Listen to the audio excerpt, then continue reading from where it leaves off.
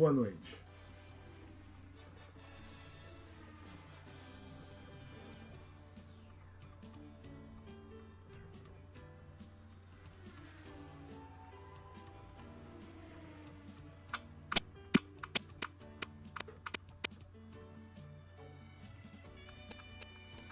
Frase não oracional, frase oracional e período. É o conteúdo dessa noite. Cara aluno, nesta aula conheceremos a estrutura do período e da frase, que poderá ser não oracional ou oracional. Podemos considerar como frase todo enunciado de sentido completo utilizado para um determinado momento de comunicação. Se eu digo oi ou olá, tal expressão constitui uma frase por estar carregada de sentido ou do sentido de cumprimentar alguém informalmente.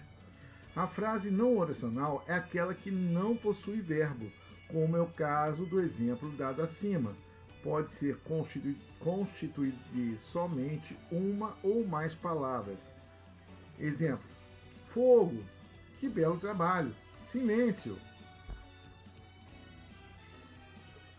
Já a frase oracional, comumente chamada de oração, é aquela que contém um verbo ou locução verbal. Exemplos: você está bem? Já Joana foi falar com o chefe hoje. Então, você está bem tem apenas um verbo. Já a segunda oração foi falar, dois verbos. Tá? O verbo da oração poderá também estar implícito ou oculto.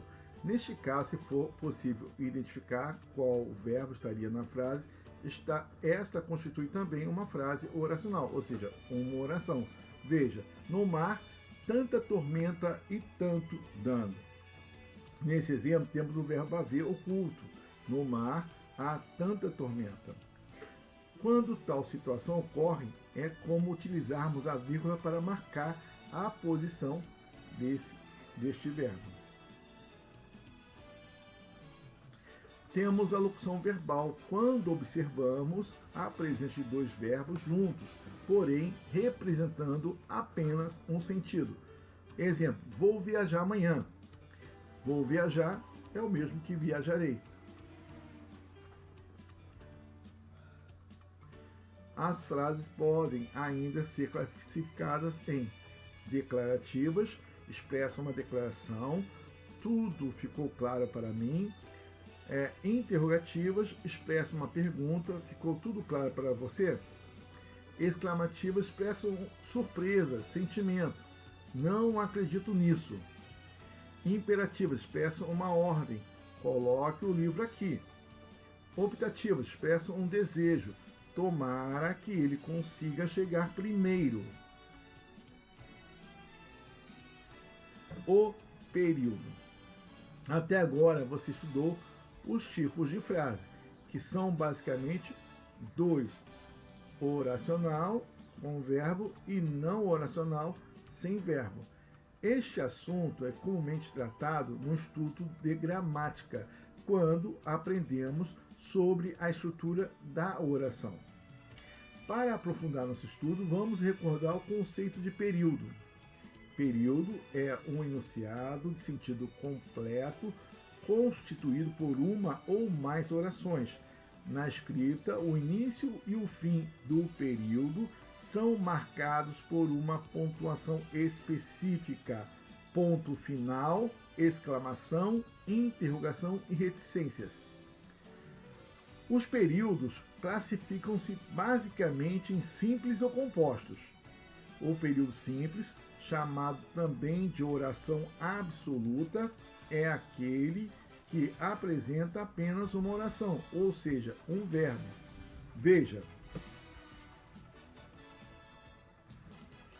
acordem, a vida passa lentamente nessa cidade. O período composto é aquele que apresenta duas ou mais orações em sua formação.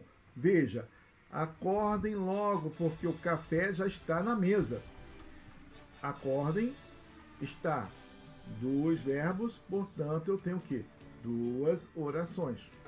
Cuidado com a locução verbal, ela é considerada apenas um verbo. Depois de tomarem o café, escovem os dentes e arrumem-se para passearmos pela cidade. Tomarem, escovem, arrumem-se, passearmos, 4 verbos. Então, teremos o quê? 4 orações. Agora que você já sabe o que o período é e a frase constituída por uma ou mais, perdão, o período é a frase constituída por uma ou mais orações. Vamos aprender mais sobre como ele se classifica. O período composto subdivide-se em período composto por coordenação, período composto por subordinação. O período composto por coordenação é formado por orações chamadas independentes. Elas apenas são colocadas lado a lado, ou seja, são justapostas. Justapostas. No período composto por subordinação, há uma oração principal e outra exerce a função sintática em relação a um elemento da principal, podendo ser seu objeto, o seu complemento, o seu sujeito e por aí vai. Veja os exemplos. Eu ganhei um caderno. Primeira oração. E comprei canetas novas. Comprei canetas novas. Segunda oração. No exemplo acima, as orações são independentes. Não estabelece uma relação de subordinação, onde uma desempenha uma função sintática em relação à outra. Por isso, são chamadas orações coordenadas, apenas colocadas uma ao lado da outra. Ou seja, uma não depende da outra para fazer sentido. Agora é a subordinada.